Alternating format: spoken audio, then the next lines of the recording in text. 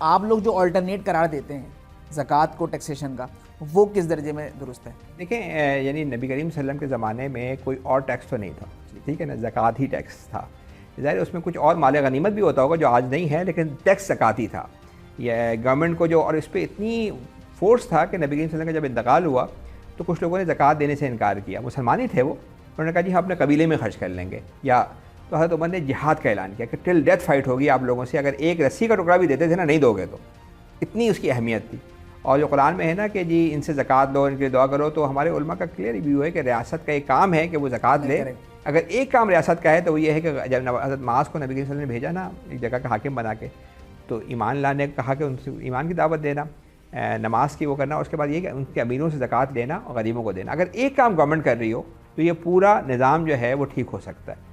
تو ہمارا جو ٹیکس کا نظام ہے یہ سمجھیں، یہ صرف یہ نہیں کہ اسلامی لحاظ سے غلط ہے، یعنی کوئی آپ سے زبردستی غریبوں سے لینا. کتنا نبی کریم صلی اللہ علیہ وسلم کے زمانے میں ٹیکس ہوتا تھا، مسک کہلاتا تھا.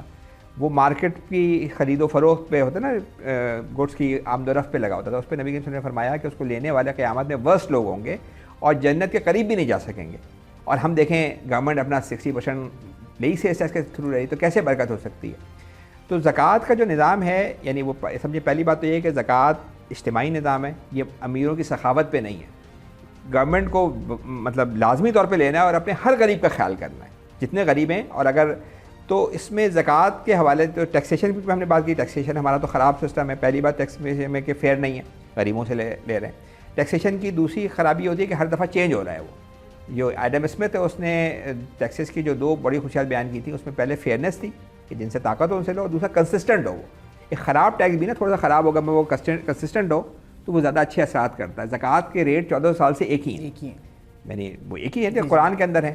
تو زکوٰۃ دو قسم کے ہیں، یعنی ایک تو ویلتھ کے اوپر ہے 2.5%، اور ایک پیداوار کے اوپر، پروڈکشن کے اوپر 5 یا 10% ہے، عشر اور نصف عشر ہے.